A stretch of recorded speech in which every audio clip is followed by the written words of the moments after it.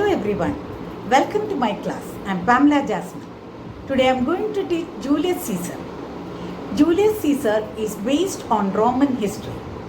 So before discussing Julius Caesar, let's have a brief idea of its background.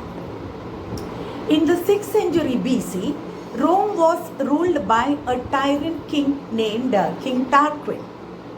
He was very cruel and people rebelled against him and deposed him, and they established a republic in Rome. Early in the 1st century BC, three men, that is Julius Caesar, Pompey and Crassus, formed a triumvirate.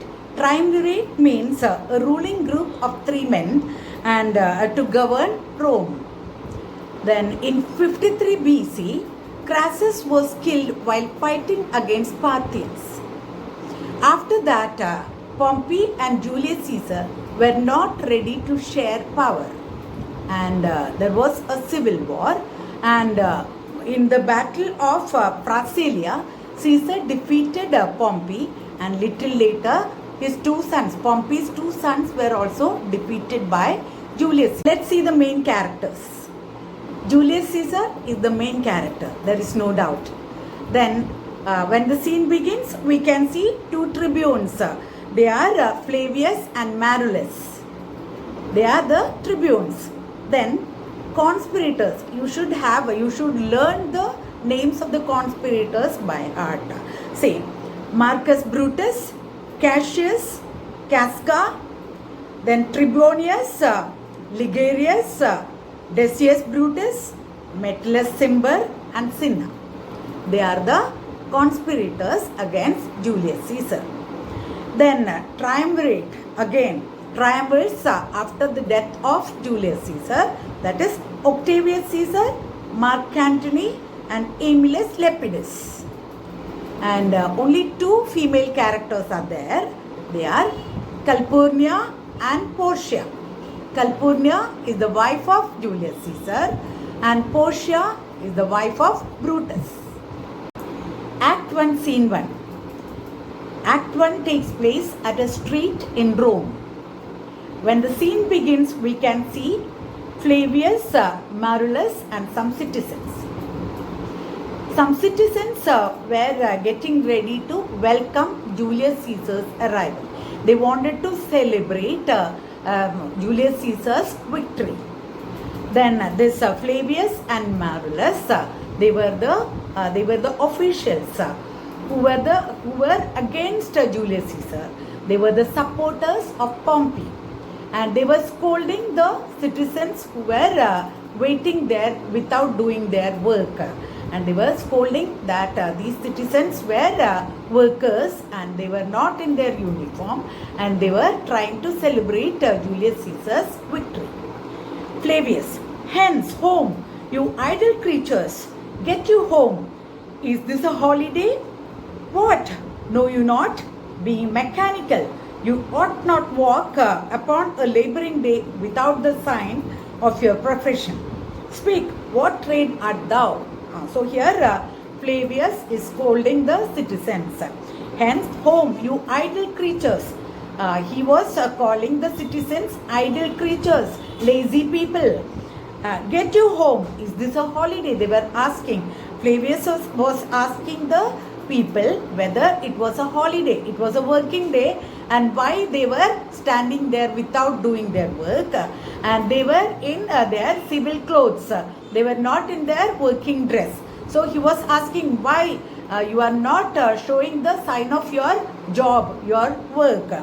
Being mechanical, you ought not walk upon a laboring day without a sign of your profession. That means you are workmen and you are not supposed to walk around the street without a sign of your profession. That means you cannot walk around the streets without wearing uniform. And speak, what trade art thou? And he was asking one of the citizens which trade or what was his profession. First citizen, why, sir, a carpenter? Then the first citizen replied that he was a carpenter. Then Marullus, Where is thy leather apron and thy rule? What dost thou with thy best apparel on? You, sir, what trade are you? Then Marulus was asking, where is thy leather apron and thy rule? So where is your tool and your apron? He was supposed to wear a leather apron and he should have his tool in his hands. So he was asking, where is your apron and your rule? And what dost thou with thy best apparel on? Why are you in your best clothes? Why aren't you wearing your uniform? You are wearing your best clothes. Why are you waiting here? And you, sir, what trade are you? Then he was asking another citizen, what is your profession? Second citizen, truly, sir, in respect of a fine workman, I am but, as you would say, a cobbler. Then he was telling, in respect of other workers, I am only, if you consider other good workmen, I am only a cobbler. You know who is a cobbler? Cobbler is a person who repairs and makes shoes. Then, Marulus, but what trade art thou? Answer me directly. Here, cobbler has two meanings. Cobbler means a shoe repairer or a shoemaker, or a person who is not so much skilled in his work. So he was asking, Marulus was asking, you be direct, you tell me directly what is your profession. Second citizen, a trade, sir, that I hope I may use with a safe conscience, which is indeed, sir, a mender of bad souls. Then he was telling that, see, you want me to tell it directly. I hope I may use with a safe conscience. I can tell about my profession with a safe mind, with a safe conscience, which is indeed, sir, a mender of bad souls. So here spelling is S-O-L-E-S, souls. That means sole of a shoes. But when he pronounce, when he speak, we can take it in another meaning also. S-O-U-L, soul. That is our soul. So I am a mender of bad souls. So both the sense we can take either the sole of a shoes or the soul of a human being. Marulus, what trade? Thou knave, thou naughty knave, what trade? So here the second citizen statement is a bit ambiguous. He was playing with words and Marulus did not understand. He was telling be direct. He was abusing the citizen and he was telling him to be clear with his statement. He wanted him to be direct. Second citizen, nay, I beseech you, sir, be not out with me yet. If you be out, sir, I can mend you. Then he was requesting, I request you, sir, don't get annoyed. Don't be angry with me. Don't be out with me. That means don't be angry with me. If you are out with me, I can mend you. I can make you all right. Then Marulus, what meanest thou by that? Mend me, thou saucy fellow. Then he was scolding. What do you mean by that? You can mend me. Second citizen, why, sir, cobble you? Why, sir, you are so angry? I mean, I can cobble you. I can repair your shoes. Flavius, thou art a cobbler. Art thou? So you are a cobbler, aren't you? Second citizen, truly, sir, all that I live by is with the owl. I meddle with no tradesman's matters, nor women's matters, but withal I am, indeed, sir, a surgeon to old shoes. Sir, I am really a cobbler. I always do work with my owl. Owl is a sharp tool used to pierce leather. So I always live or I always work with my owl, with my tool. I meddle with no tradesman's matters, nor women's matters. I do not interfere with any other people, any other tradesmen's matters or any other women's affairs. I do not interfere in any of their matters. But withal I am, indeed, sir, a surgeon to old shoes. But I mind my own work. I do my own work. I repair old leather, old shoes. Surgeon to old shoes. That means I repair old shoes. When they are in great danger, so I repair when the leather shoes are worn out or in a dangerous situation. I repair it. I recover them. I just repair them and I recover the shoes to its normal position. As proper men as ever trod upon, needs leather have gone upon my handiwork. So all the gentlemen who walk with leather shoes have they all had my work, or means they all I have repaired all their shoes, or they wear the shoes which I make. Flavius. But wherefore art not in thy shop today? Why dost thou lead these men about the streets? Then if you are a cobbler, why are you not there in your shop? You are supposed to be there in your shop doing your work. Why do you roam around or why do you lead all these people here? Why dost thou lead these men about the streets? Why are you leading? Why are you guiding all these people over here? You are supposed to be there in your shop if you are a cobbler. Second citizen. Truly, sir, to wear out their shoes, to get myself into more work. But indeed, sir, we make holiday to see Caesar and to rejoice in his triumph.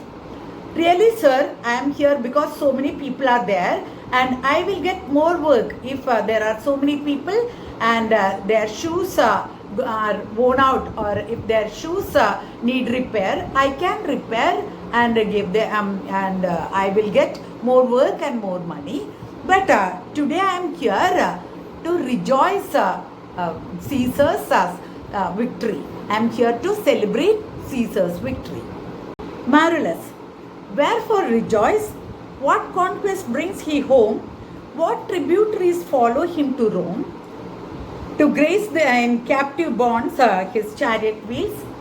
Then Marvelous was asking the citizens, what is there to rejoice this much? Where is what victory does he bring home? Did he conquer any new territory, or does he bring any captives or any kings tied up to his chariot to pay him tributes? So why should you rejoice this much? Then you blocks, you stones, you worse than senseless things. Then he was abusing.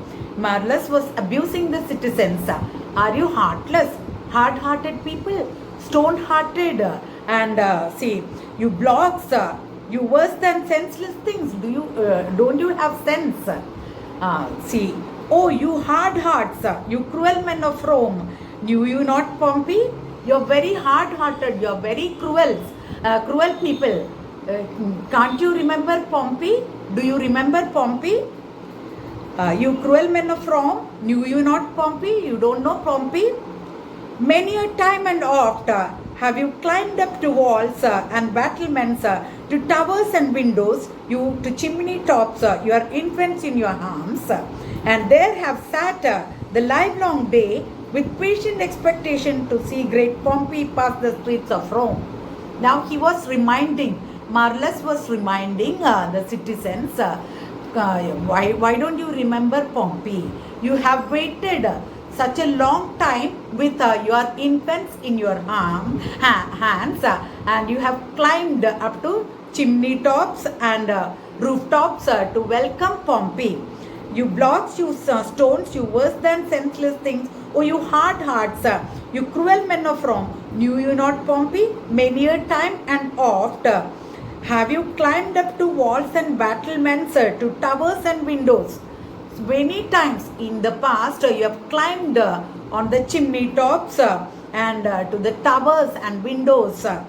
You to the chimney tops, your infants in your arms. You have climbed up the chimney tops with your children, with your small children in your arms, and there have sat the livelong day with patient expectation. The entire day you have been waiting patiently for the arrival of Pompey, to see great Pompey pass the streets of Rome. You have waited such a long time with infants in your arms very patiently on rooftops and chimney tops. You have waited patiently to see the arrival of great Pompey. And when you saw his chariot but appear, have you not made an universal shout that Tiber trembled underneath her banks to hear the replication of your sounds made in her concave shores? So when he arrived, you have cheered him in loud noise, and your loud noise echoed the river. When you have caught sight of his chariot, you would shout all together as that even the river Tiber was shaken with the echo of your noise and overflowed by the noise, and the river water rippled with the echoes of your noise. Do you now put on your best attire, and do you now call out a holiday, and do you now strew flowers in his way that comes in triumph over Pompey's blood? Be gone. So now he was telling, is it fair? Now, see, once you have waited for a long time for the arrival of Pompey, and you have cheered him, and your loud noise echoed and overflowed the water of river Tiber. But now you are in your best attire to celebrate the victory of Caesar, and do you now call out a holiday? Now you have declared a holiday to celebrate the victory of Julius Caesar. And do you now strew flowers in his way? Now you are spreading flowers on his way to welcome him that comes in triumph over Pompey's blood. Be gone. Now he has come after killing or after shedding the blood of Pompey. His victory is over the blood of Pompey. Be gone. Run to your houses. Fall upon your knees. Pray to the gods to intermit the plague that needs must light on this ingratitude. Now go home. Go to your home and kneel down and pray. Beg pardon for your ingratitude. And if you don't kneel down and pray and beg pardon to your gods for this ingratitude, you will be plagued, you will be punished. So run to your houses, fall upon your knees, pray to the gods to intermit the plague that needs must light on this ingratitude. Now you go home, kneel down and pray to your God or beg pardon for this ingratitude, otherwise you will be punished. To avoid punishment, you kneel down and beg pardon and pray to your God. Flavius, go, good countrymen, and for this fault assemble all the poor men of your sort, draw them to Tiber banks and weep your tears into the channel till the lowest stream do kiss the most exalted shores of all.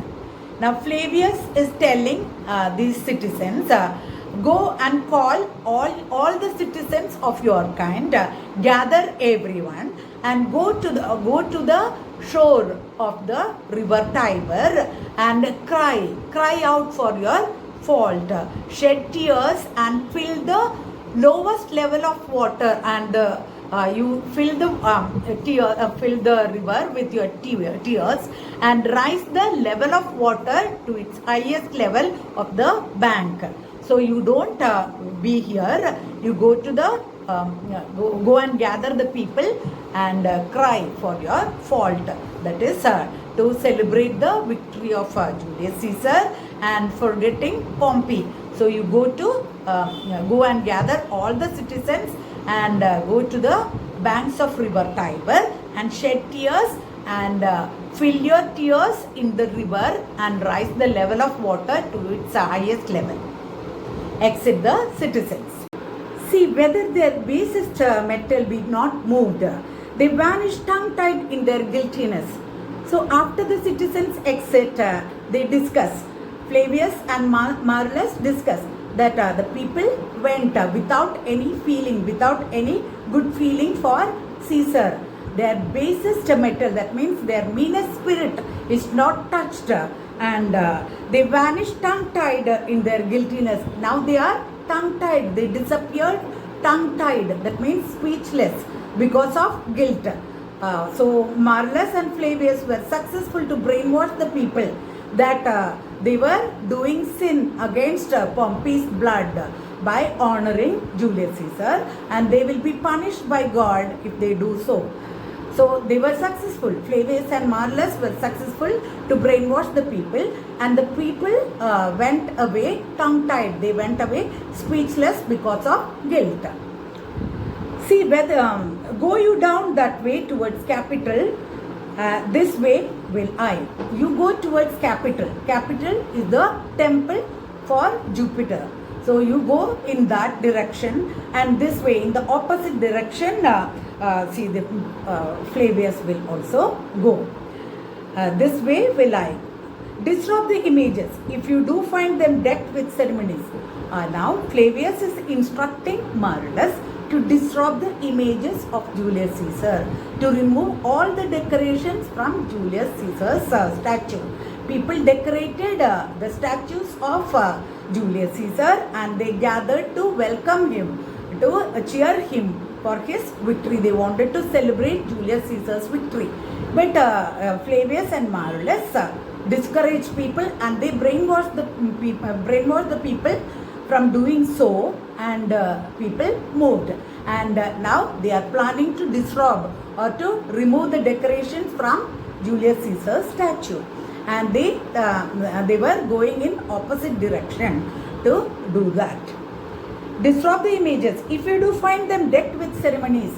If you are finding any statues of Julius Caesar with decorations, or with people were trying to celebrate, you just disrobe the images, or just tear off the decorations.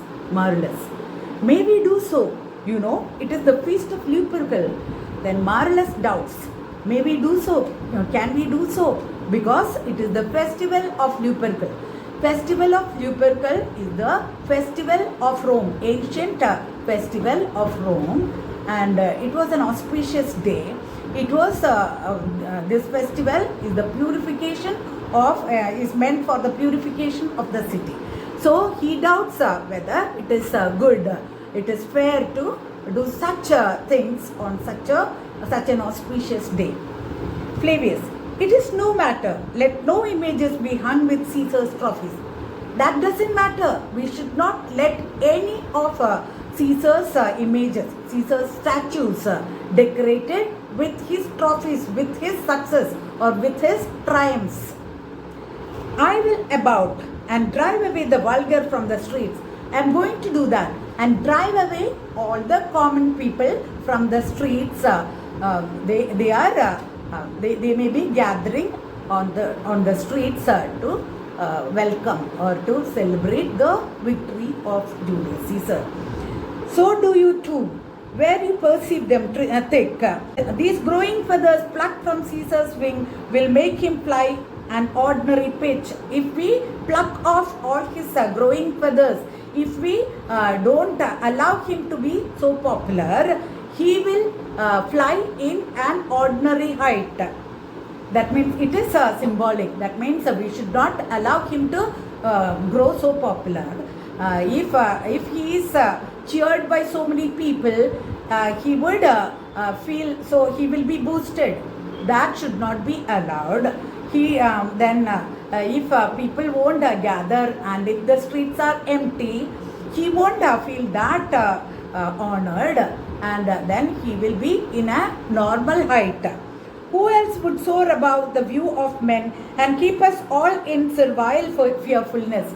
So if we don't do so, he will soar so high. If we grow so high, we will be like his slaves. We should serve him like slaves. So if when he comes, if we don't let him enjoy so much by the cheer and by the decorations, then he will not boost so high. So like that we can remove the growing popularity or bring him down by doing so. So they are planning to do so, and Flavius and Marcellus went in different directions. That's all about this scene. If you like this video, please like, share and subscribe. Thank you for watching. God bless.